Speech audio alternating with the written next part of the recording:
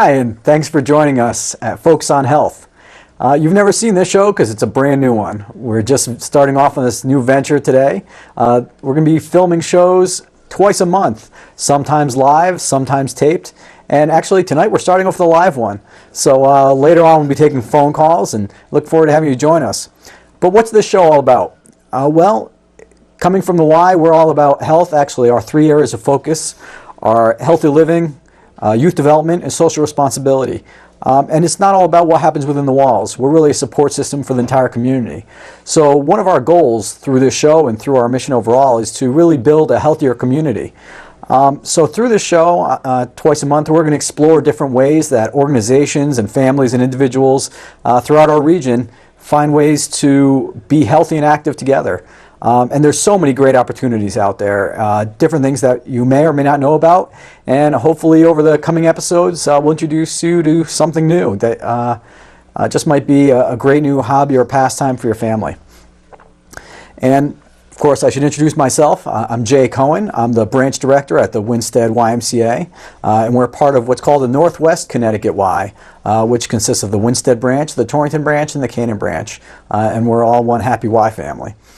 But with us tonight we have some great guests to talk to us about the wonderful work that they do, and it's called the Torrington Trails Network. And here with me tonight I have two representatives from the group. We have Laura Carter.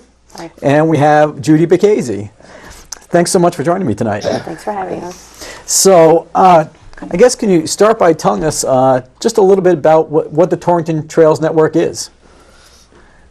Okay, it's a group of volunteers, and our mission is to develop a interconnected, accessible trail system, connecting many trails, some existing and some new trails, from the woodlands of Torrington down right into the city, into the downtown area.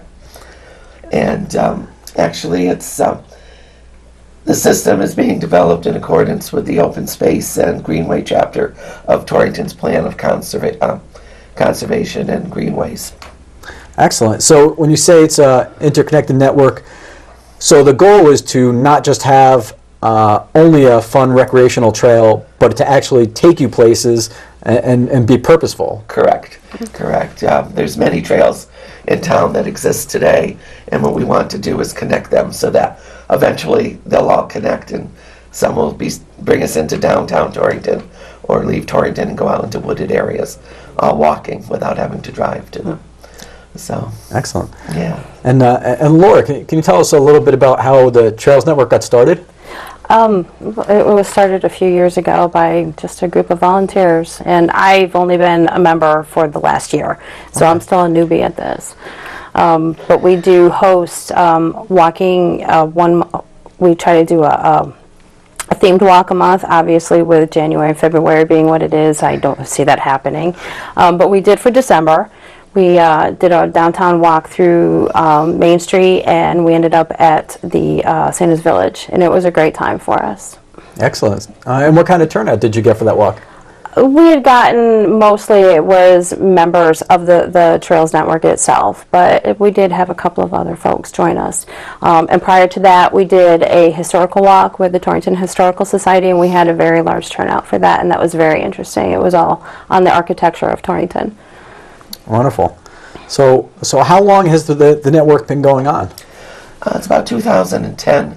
There was a big article in the paper that they were looking for volunteers to help do this and investigate some possibilities of trails and how to connect them. So several people went to City Hall, and we had our first meeting and just went on from there. Wonderful. And, our group got smaller than we'd like. We'd love to have more people join us. Mm-hmm. Right now there's about 10 very active members, and we investigate areas, new trails, what would be a nice trail to clear and finish and get access to. And so those are the types of things that we do. Wonderful. And we do have a plan, actually, of these trails. And this actually, I don't know if anybody can see this, but this is the Sue Grossman Trail. And the first trail that we established was called Buttrick Trail. And it comes at the beginning of Sue Grossman at Harris Drive. And it goes up through the Pognut Forest crosses over the John Muir Trail, which connects to Burr Pond Trails, also goes down to Sunnybrook Park, and connects to all those trails. Our hope is to connect Sunnybrook Park to the north end of Torrington. And there's some great trails through there that could get us into like North Elm Street. And we also wanted to go from Sunnybrook Park to Stillwater Pond, from Stillwater Pond to the John Brown Park property, and then again down back to Torrington that way. Wonderful. Now all these trails just cleared, meaning they're still dirt and wooded, or is anything a little more upgraded? No, just the Sue Grossman Trail. So if you're looking for a place to take maybe a stroller, then the Grossman Trail is still the best place to go. Definitely. At this Biking point, and walking, running is definitely the Sue Grossman Trail. Everything else, you really should wear hiking boots and bring insect repellent in the summer months. So if you're looking to be more adventurous, these new trails are definitely for you. Yeah. Some of them. I mean, we hope to have more. I mean, we're really Sure. trying to establish all kinds of trails. But right now, the first ones we're looking at are more of walking and hiking right. trails. So this is really just the beginning. Just the is. beginning. It is. Excellent, This, excellent. this one has been approved by, this is pretty exciting. It was approved by the DEEP, and it's now part of the Blue Blaze system. And that's throughout Connecticut, there's 468 miles of trails that go through 88 towns. And we are now part of that, and will be published in the Connecticut Blue Trail booklet. Well, that's excellent. So, Well, that sounds like a wonderful accomplishment. What else would you point to as a great success over the last couple of years? the hikes mostly. Go ahead. Well, that and our partnership with the Y. Oh, that's a great one. Yeah. So yeah, right. tell me, I did hear that that you've joined with our organization. We So have. tell me a little bit about that partnership. Well, for us, it's going to expand it's going to expand our focus because we'll be able to put it. Sorry, here I thought I wouldn't get nervous. I lied. There's the Fit Together program, and that's actually a really good fit for us too. Getting people outside to walk and hike and just get more exercise. So being partners with the Y, since they're so focused on health, it really is a good thing for us to be a part of them. And as far as getting more volunteers, I think that will help too if people understand that we're just not a little group that's just here today and gone tomorrow. We're actually a part of a bigger, better group now. Yeah, I think there'll be a real synergy where, like you said, we can bring volunteers and Right. bring just visibility Yes. to the initiative, which is so valuable. In my previous careers in Parks and Recreation, trail development was such a huge part of just meeting the needs of the community, and it's so nice to see that there's a volunteer organization taking this on. We've had a lot of support too, in partnership with the Historical Society. Our intent had always been to have a trail from Stillwater to the John Brown property, and now they want us to develop trails within the John Brown property. So that was pretty exciting to be able to do that. And the WPCA, the Water Pollution Control Authority, they have a 2-year project of clearing the sewer lines, the property that goes over the sewers. So they've asked us if we'd be interested in having some trails there. So we're working with them on that also. So we started off thinking we were only going to do 12 trails, but it's expanding as we go, which is really exciting that people are so taking notice and really want to add more trails. I think it's great. So what are the challenges or the barriers when you're looking to expand or add trails to the network? Volunteers. Volunteers, yeah. It's aside from that, you have to go out. There's a lot of legwork to be done too, and we have to go out and walk the trails and find out the best route for the trail. And sometimes it isn't always in a public access area. Some of the trails actually cross over private property, so that leads us to some other issues later on. You have to get that right of way. We do. So if someone did want to volunteer to help, what would they need? What kind of experience or tools or commitment? Just a desire to help. Okay. I mean, really, there's no, if you like to hike, walk, or bike, or just be outside, any of that'll work. Okay. We've had wonderful responses to our trails cleanup when we did some trails.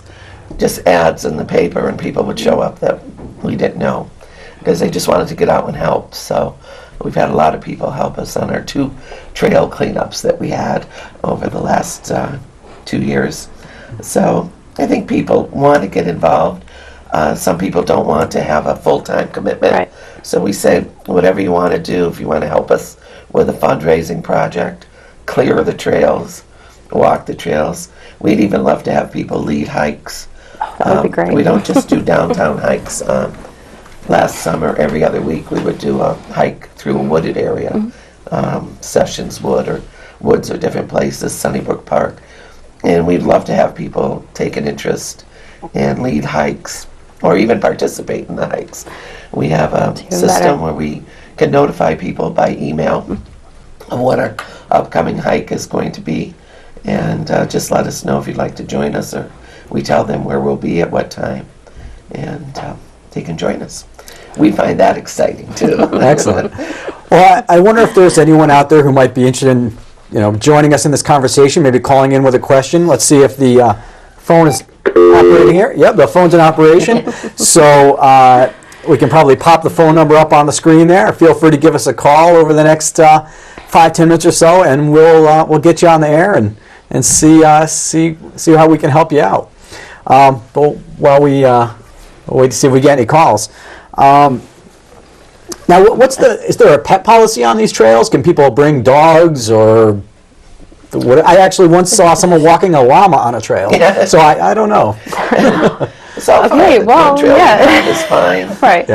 It's not like sometimes if you have a wildlife sanctuary or something like that, as when they tend to not want to have dogs on the trail. Yeah. So the Buttrick Trail, there's nothing that says No. they can't. I don't believe. No, and it's the same with the Sioux Grossman. People are always walking dogs there. Yeah. We just ask that they clean up after just them. Sure, yeah, common courtesy is Yes, a little bit always a goes a good long way. rule. So we got a lot of help too with what we're doing. We were awarded help from the National Park Services, their Rivers and Trails program. And for the last year, and we're going into our second year with John Monroe, and he's one of 80 people across the country that help organizations like ours that are trying to do something, start some project. So he's been working with us, and he handles the Rhode Island, Connecticut area, and we're one of 4 projects that were awarded his time. So we've That's had wonderful. a lot of really great successes, not as many in trails, but we've had some wonderful things happen. It takes work in many different areas for it all to come together. It's been exciting. Absolutely. And like Laura said, probably the most exciting was when the Y took notice of us. We found that really great. That was a super. Yeah, well, it is a nice fit, and as Laura alluded to earlier, we're working on that Fit Together initiative. It's that community-wide, county-wide initiative where a number of organizations throughout Torrington, throughout Winstead, are trying to find ways to make making the healthy option the easy option. So basically, it's much easier to live a healthier life than not. And they're doing that through policy change and environmental change. An example of environmental change would be establishing trails so that people can actually get where they need to go by bike, by walking, rather than having to jump in the car. So this is integral to achieving the mission and goals of the Fit Together initiative. We're also participating in the Connecticut Trails celebration on June 2nd. And when you mentioned Winston, we're actually starting our walk at Burr Pond by the boat launch. And we call it the Lost Trail because we couldn't find it for a long time. We knew there was a trail there and we couldn't find it. And that trail actually it's across the street and it goes to Highland Lake. So we'll be connecting Torrington and Winston in one of our walks. Wonderful, Yes. wonderful. So That's the ultimate goal, to bring these two towns, two cities together and bridge that divide. Right. So we'll be advertising for that. There should be things in the paper. There will be. So we'd love to have people join us on that walk too.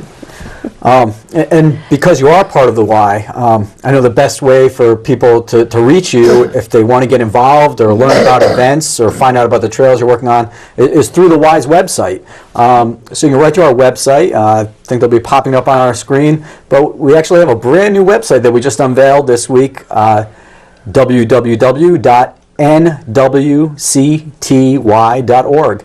And if you go there, you'll find information about a number of the things we talked about tonight. The Trails Network, their page with all of their information and contact information, as well as the Fit Together initiative that we talked about. So it's a great resource, not only for members of the Y, but for the general community. So we encourage you to check that out. Well, we're getting towards the end of our time. Do you have any other things you'd like to make sure we mention tonight? Well, then just that, if you do have an interest, by all means, contact us right away. Call right now too would be great. Through the email, through Facebook. We also have a Facebook page, and obviously through the Y's website. And we meet twice a month on a Tuesday. So feel free to come visit us at Booker. And again, be hiking if you just want to get on our email list for hikes and walks. And you can also check those out on Facebook. We usually update our Facebook as to our next walk. Although there haven't been many during this weather. We hope to start soon. Well, you can start adding in some of the, what do they call it, walking on the snow. Snowshoes. We were talking about that on the way up here. Snowshoeing, cross-country skiing. Yeah, thank you. I'll stick to walking and biking. Well, thank you so much for joining me today. It's been a pleasure. Thanks for having us. I appreciate you being the inaugural guests on our new show here. We appreciate doing it. Yeah, and I look forward to joining you on some of these hikes. Oh, good. As the weather We warms look up. forward to it We'll too. make sure we get your email address on there. Well, actually, this has been a great lead-in to the next segment on our show tonight. A little over a week ago, I went out to check out the Department of Environmental Protection's annual Winter Carnival, which they held right at Burr Pond State Park, which the trails link into. And it's an annual event that they host where it's a family event. Kids can come, family can come, and participate in a number of different activities. And as you'll see in this piece that was edited tonight by our own Rachel Cunningham from the Y, there's a lot going on. So let me turn it over, and you can enjoy the piece of the Winter Carnival. Deep fried. Okay. Here we go. I get the gloves on now, so we don't. So what kind of event do you have going on today? We actually today are having our 7th annual Winter Festival, which is hard to believe already. And our proof that you can get outside in the winter, even on a cold day. We've got lots of stuff going on, ice fishing and a fish fry, snowshoeing, although there's no snow. And we're doing some marshmallow roasting here. We've got firefighters doing ice rescue demonstrations. So just a fun day outside in the middle of winter. And it seems like you've got a pretty good turnout. We do have a good turnout. Probably we're hoping to have about 500 people today, which would be great. So it might be nice and warm and toasty at home, but we're warm and toasty out here too. And how does this turnout compare to past years? This is better than last year. Last year we only had 300 people, but it was a bitter cold day. And I would say 4 years ago we had 800 people, but it was one of those nice and balmy 50-degree Saturdays of winter. It looked like everyone had some cabin fever that year. Well, that must make it a little scary to go on the ice when it's that warm. It does when it is that warm. That makes us nervous. So although maybe people aren't crazy about cold weather, we like the cold weather because it gives us good ice. We had 8 inches when we were out today on the ice, so which is plenty safe for everyone to be out and enjoying themselves. When I call you over, everybody the water. That's what we have to do. We have to go when somebody falls through the ice, okay? Now, do we ever go on ice without a parent, without an adult next to us? No. Do we ever test it by standing on it or jumping on the ice? Never. Make sure, don't ever go on ice without an adult next to you. make sure they check the ice first before you go on, okay? We had somebody 2 weeks ago that fell through in front of the high school in town, okay? It can happen anytime, and you never know. Even though it's really cold like it is now, they still, just last week they said the ice was all melted along the shore, okay? So there was actually open water, even though it's the middle of winter, okay? So don't ever go on the ice unless a parent checks it first, okay? Now what we do at the fire department, if somebody goes through, okay, if you fall through the ice, you gotta try to get out as quick as you can. Now does everybody feel how their cheeks don't feel like they're working right and it's a little hard to talk? Okay, that's, your muscles are kind of slowing down because it's cold out. When you fall in the water, it will happen to your whole body. You will lose your motor skills because your muscles won't work like they normally do. Okay, you won't be able to move your arms that well or your feet. So if you can't get out right away, okay, get to the edge, put your arms up and hang on, okay, and yell for help. Okay, now what we do is on the way to the rescue, we have one guy suiting up. So firefighter Durwich is all dressed up. So on the way to the call, we'll get one guy dressed up. Okay, but what we do, the first thing we try to do is reach for him. Okay, now the person is too far out for us to reach them, but we can use something called a pike pole. We have these long poles that we pull down ceilings with. We can actually slide a ladder out for you to grab onto, because a lot of times when somebody falls through, the ice is really thin, and it'll be too thin for us to even walk on it. So we'll either put a pike pole out or a ladder for you to grab onto and try to pull yourself in, okay? If we can't reach you, the next thing we do is throw. We have a rope back. Todd, you want to throw the rope back for me, please? Okay, so the first one is reach. If we can't reach you, the next thing is throw. So we have these rope bags with a little weight in them. It's got 60 feet of rope in it. So we'll hold one end and actually throw the whole rope bag out, and all the rope will come out of the bag.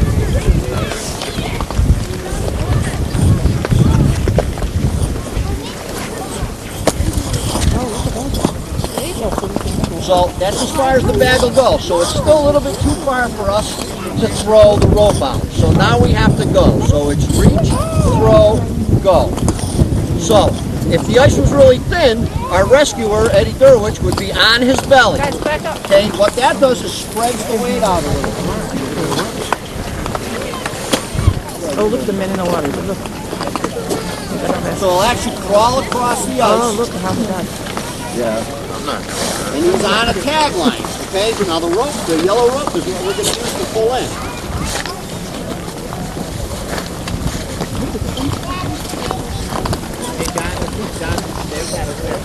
Okay, stand back. Everybody stand back.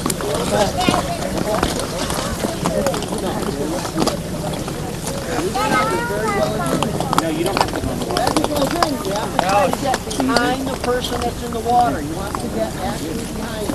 He's going to wrap the rope around and hook the few carabiners around the person.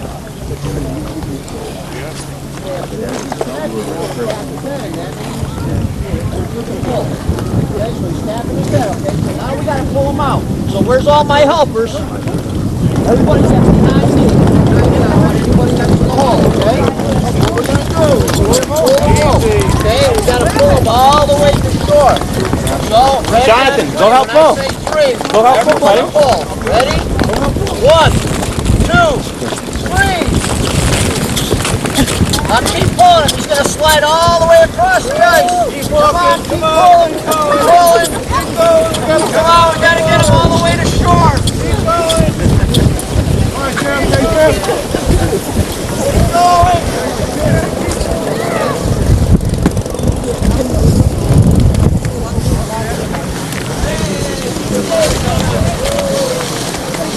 Excellent job, everybody. Excellent job.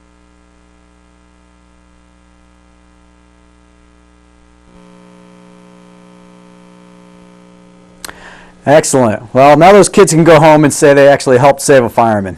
So, but I want to thank everyone for joining us again on our inaugural show, and thanks again to my guests tonight, Laura Carter and Judy Bacchese, especially Judy, suffering through a cold, but the show must go on.